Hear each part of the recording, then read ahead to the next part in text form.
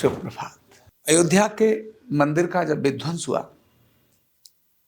और मंदिर के विध्वंस होने के बाद जो आपदाएं और जो भूचाल भारत में आए, ये दुनिया के अपने आप में एक अद्भुत, एक भयंकर, एक त्रासदी का अनुपम उदाहरण है, एक अद्भुत उदाहरण है जिसकी कल्पना दुनिया के अंदर ऐसा करना मुश्किल है। और भारत ऐसा देश जिसने दुनिया को ज्ञान और विज्ञान दिया हो, भारत ऐसे देश जिसने दुनिया को शक्ति का प्रशिक्षण दिया हो, भारत एक ऐसा देश जो भी आज दुनिया के पास है वो सब भारत से गया हो, ऐसा भारत, उसके साथ ये घटनाएं घटना, ये इस शक्ति के केंद्र के हिलने को दर्शाती हैं। 15वीं शताब्दी यानी 1528 में जब अयोध्या के मंदिर का विध्वंस हुआ, श्री रामलला की मूर्ति को विखंडित करके उस स्थान से हटाया गया और वहां पर बलात् एक मस्जिद का निर्माण किया गया। उसके बाद जो भारत में भूचाल आए, इससे पहले भी लोग आए, आक्रमण किया, लेकिन इतना भयंकर त्रासदी भारत में आई नहीं। उस समय पर वीर विक्रमादित्य हैं या अन्य भी लोग जिन्होंने समय पर मुकाबला किया, ये तो स्वाभाविक चलता रहता था। लेकिन उसके बाद जो आई त्रासदी, जो भारत के विभाजन तक उसकी परिणति हुई, भारत का विभाजन जिसके कारण से, उसी के कारण से हुआ, क्रमबद्ध तरीके से हुआ, ये अपने आप में स्मरणीय है। और जिसमें हम अगर देखें तो 1528 में जब अयोध्या के मंदिर का विध्वंस हुआ, उसके बाद किस प्रकार क्रमबद्ध तरीके से भारत ने बेचैनी, भारत ने आपदाओं को, भारत ने संकटों को झेला है, किस प्रकार के बलिदान दिए हैं, किस प्रकार की आपत्तियां झेली हैं, अगर उनका स्मरण करने लगते हैं तो रूह कांपने लगती है। कैसे रूह कांपने लगती है? अयोध्या के मंदिर के विध्वंस के बाद और भी 1500 से अधिक प्रतिष्ठित मंदिरों का विध्वंस किया गया, यानी इस देश की धार्मिक आस्था पर एक बहुत बड़ी चोट पहुंचाने की कोशिश की। जिन लोगों ने उनको विरोध किया, उन लोगों को समाप्त किया। जिन्होंने विरोध किया, ऐसे तो संपूर्ण समाज था, लेकिन उनमें से कौन ऐसे लोग थे जो उस समय वीरता प्रदर्शित करते थे? तो दो प्रकार का टारगेट उस समय उनके दिमाग में था। एक था कि जो इस देश में धर्म की क्रांति को आगे लेके जाने वाला समाज है, जो शिक्षा को आगे ले जाता है, वह था ब्राह्मण समाज। और दूसरा एक ऐसा समाज जो देश की रक्षा के लिए खड़ा हो जाता है, वो था क्षत्रिय समाज, जो कार्यशील क्षत्रिय समाज था। तीसरा ऐसा समाज जो इस देश की सारी स्वच्छता, पवित्रता का बहुत बड़ा कारण है, वो था हमारा वाल्मीकि समाज, जिसको आज हम कहते हैं। इन तीनों पर भयंकर आक्रमण उस समय पर किए। और आक्रमण कैसे किए? तो उन्होंने निश्चित किया कि एक मन जनेऊ, जब तक मैं नहीं देख लूंगा रोज शाम तक, जनेऊ मतलब यज्ञोपवीत। यज्ञोपवीत कौन पहनता है? ब्राह्मण और क्षत्रिय ही यज्ञोपवीत पहनते हैं। वो यज्ञोपवीत यानी एक मन से अधिक मुझे यज्ञोपवीत रोज चाहिए। इसका मतलब है यज्ञोपवीत का वजन बहुत ज्यादा नहीं होता है। इतने लोगों को मारकर, काटकर या उनको विधर्मी बनाकर, उनका धर्म परिवर्तन कर कर आप जब तक मेरे पास नहीं लाओगे तब तक मैं भोजन नहीं करूंगा। और जो भी लोग इस प्रकार के, तो उनको पनिशमेंट और दंड मिलेगा, ऐसा फरमान जारी किया। सोचिए, रोज इस प्रकार की हत्या, गाय की हत्या, स्त्रियों के साथ बलात्कार, बलात् धर्म परिवर्तन। आज जो भारत में मुसलमान नजर आते हैं, एक्चुअल में वो मुगल थे जिन्होंने आक्रमण किया, लेकिन मुगलों ने जो धर्म परिवर्तन किया वो मुसलमान कहलाए। आज भारत के अंदर जो मुसलमान नजर आते हैं, ये वो लोग हैं जो किसी कारण से उस युद्ध से, उन लोगों से डर गए और उन्होंने अपना धर्म परिवर्तन कर लिया। इनके पूर्वज तो सभी के हिंदू ही हैं, ये अन्य नहीं है। तो कितनी बड़ी तादाद में धर्म परिवर्तन किया गया। और जिन्होंने नहीं किया, हमने सुना है कि एक छोटा सा बालक, हकीकत राय, अभी तो उसकी शादी भी नहीं, छोटा बालक है, वो छोटे बालक को एक छोटी सी बात पर ही उसको मृत्युदंड देने की घोषणा कर दी। गुरु गोविंद सिंह के साथ जो भयंकर अत्याचार हुआ, गुरु तेग बहादुर, उस समय पर बलात् धर्म परिवर्तन की बात जब की जा रही थी, तो सारे लोग गुरु के पास गए, गुरुदेव बताइए क्या करना है। तो उन्होंने कहा, बता दो कि अगर गुरु तेग बहादुर का धर्म परिवर्तन कर सकते हो तो समाज धर्म परिवर्तन कर लेगा। और धर्म परिवर्तन करने के लिए गुरु तेग बहादुर पर किस प्रकार के अत्याचार किए गए, किस प्रकार उनको लोहे के गर्म कढ़ाइयों पर, तख्ते पर और गर्म कढ़ाइयों के अंदर उनको बिठाया गया। किस प्रकार उनके सामने अत्याचार किए गए, उनके बच्चों को, उनके संतान को लेकर के अत्याचार किए गए, ये अपने आप में बहुत बड़ी सामाजिक त्रासदी थी। वो एक गुरु जो धर्म का प्रवचन देता है, वो एक गुरु जो लोगों के अंदर आत्मोत्कर्ष का प्रवचन देता है, जो समाज के अंदर उन्नति और प्रगति का कारण बनता है, जो शांति का कारण बनता है, ऐसा गुरु, उसके साथ सरेआम इस प्रकार का अत्याचार, और उनके पुत्र गुरु गोविंद सिंह के साथ तो कितना भयंकर अत्याचार हुआ। यानी उनके पुत्रों को, चारों पुत्रों को किस प्रकार से शहीद किया गया, दीवार में जिंदे चिनने की प्रक्रिया की गई, ये छोटी बात नहीं थी, बहुत बड़ी बात थी। गुरु अपने उन्हीं के जो शिष्य थे, बंदा वीर बहादुर, इसको बंदा वीर बहादुर कहते हैं, किस प्रकार से आरे पर चिरदा गया, उसके बच्चे को नोच करके उसके मुंह के अंदर भर दिया गया। ये बहुत बड़ी त्रासदी, बहुत बड़ा अत्याचार एक भारत ने उसको झेला। और इतना ही नहीं झेला, इसके बाद महाराणा प्रताप का जिस प्रकार से बलिदान हुआ, छत्रपति शिवाजी और पूरे देश के अंदर जिस प्रकार से एक बहुत बड़ी क्रांति और एक बहुत बड़ा अत्याचार कर क्यों खड़े हुए छत्रपति शिवाजी?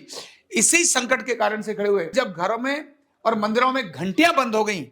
मुगलों के इतने आतंकवाद था, जो संस्कृति के प्रतीक थे, जो परंपराओं के प्रतीक थे, ऐसे मंदिरों को ध्वस्त कर दिया गया। इवन जहां भी मंदिर है उस जगह पर सफाया कर दिया जाए, ऐसा जो फरमान था, बहुत खतरनाक था, जिसके कारण शिवाजी जैसे महापुरुष पैदा हुए। लेकिन उसके बाद भी प्रक्रिया रुकी नहीं, क्योंकि शक्ति का केंद्र हिला हुआ था। अंग्रेजों ने इस देश पर अपना कब्जा किया। अंग्रेज जो व्यापारी आए, उन्होंने देखा, लोगों की सोच को देखा, क्योंकि जब शक्ति हिलती है उस समय लोगों की सोच में बहुत बड़ा भूचाल आ जाता है।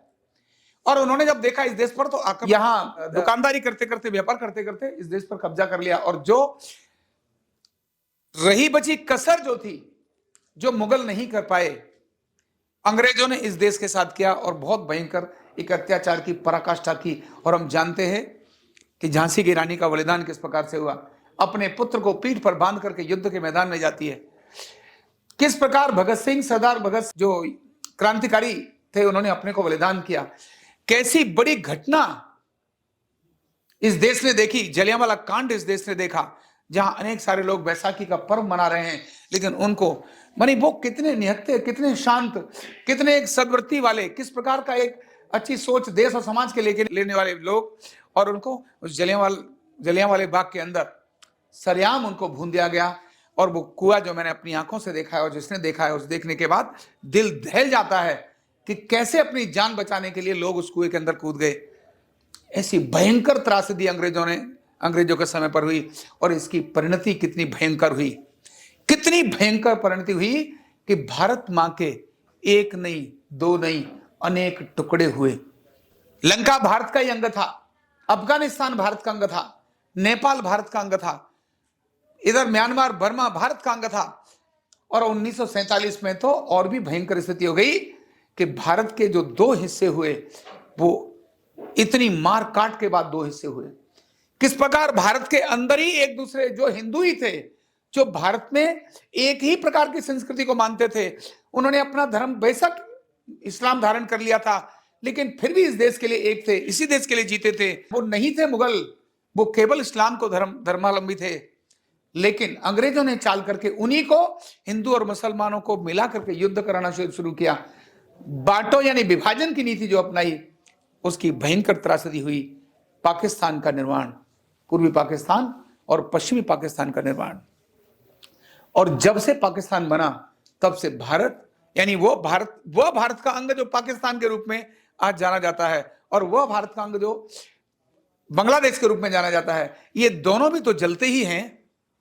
ये है तो अल्टीमेटली भारत ही, केवल जाति के आधार पर ही तो रेखा खिंच गई, भूमि तो वही थी। लेकिन कितनी बड़ी त्रासदी, कितनी बड़ी आपदा। और यह 47 तक रुकी नहीं, 47 के बाद तो और भी विकराल रूप धारण कर लिया।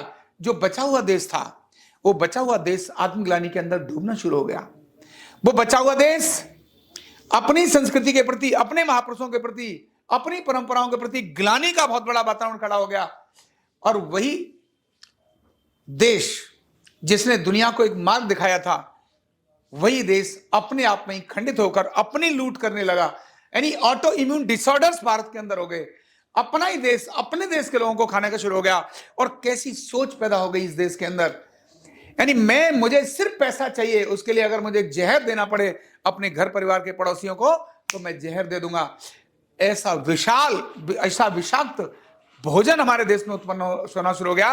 और हमारी खेती कैसी जहरीली हो गई, किस प्रकार से भयंकर जो कैंसर जैसी बीमारियां खड़ी हो गई। क्यों हुई कैंसर जैसी बीमारियां? क्योंकि हमने यूरिया, पेस्टिसाइड्स, ये जानते थे कि ये सब हमारे लिए विष हैं, ये हमारे लिए खतरनाक चीजें हैं, लेकिन फिर भी हमने ही यानी हम अपने देश के लिए क्या कर रहे हैं ये सोच को ही भूल गए। हम अपनी शिक्षा को किधर लेके जा रहे हैं इस सोच को ही भूल गए। परमानेंट गुलाम होने की तरफ जब हम बढ़ गए, ये बहुत बड़ी त्रासदी थी इस देश और दुनिया की। ऐसा देश जो दुनिया को ज्ञान देने वाला था, ऐसा देश जो दुनिया को आरोग्य देने वाला था, वह देश खुद ही अज्ञानी हो गया और खुद ही बीमार होने लगा। इस देश के अंदर राजनीति का भयंकर भूचाल आ गया। इसी देश ने कितने प्रकार के प्रतिबंध देश के ऊपर ही देखे, देश के ऊपर प्रतिबंध देखे। देश के जो वीर थे, जो देश के प्रति बात करते थे, उनको उठाकर जेल में डाल दिया। यह भारत ने ही देखा। वह भारत की ये त्रासदी रुकी 6 दिसंबर 1992 में, जिस समय पर उस ढांचे का विध्वंस किया गया। और विध्वंस करने के बाद, यानी तब तक त्रासदी कंटिन्यू चल रही थी। वो त्रासदी रुकी 6 दिसंबर 1992 को।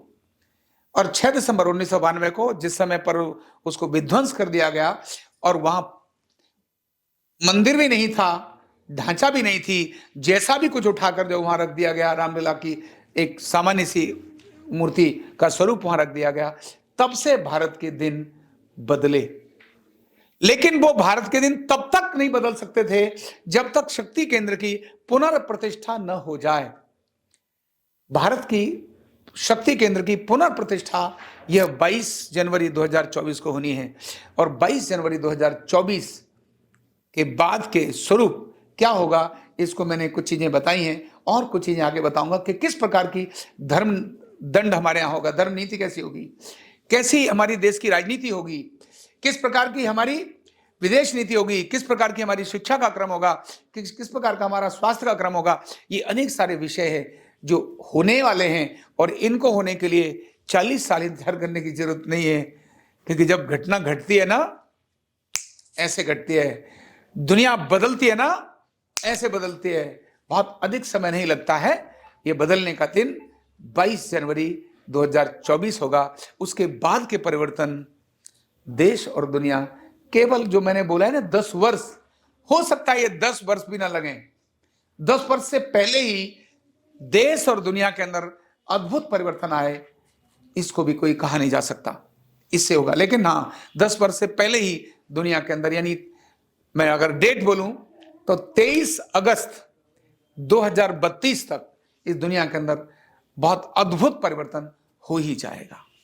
बहुत बहुत धन्यवाद। कंधा दर्द, गर्दन दर्द, कमर दर्द, गैस, एसिडिटी, माइग्रेन बहुत सारे रहते हैं, और अगर घुटनों की बीमारी आ गई तो एक एक कदम पहाड़ जैसे लगने लगता है और जिंदगी बोझ बन जाती है।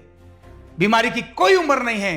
आरोग्य पीठ लाया है बिना दवा, बिना साइड इफेक्ट के इतनी भयंकर बीमारियों को रिवर्स करने का जबरदस्त तरीका, वेलनेस न्यूरोथेरेपी।